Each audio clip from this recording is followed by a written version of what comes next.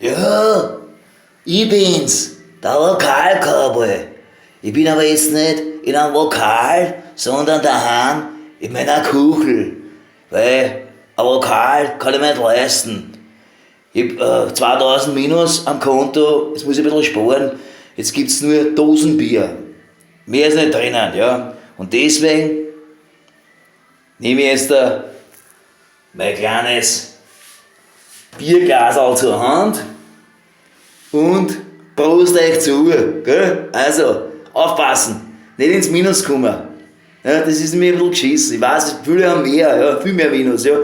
Und gehen weiterhin, ja, festschächern in die Hitler, ja. Aber, ja, das tut mir ein bisschen weh, ne, mit dem Scheißding, ne. Na gut, den Scheiß Minus. Diese Scheißbanken, ja. Also, zum Wohl.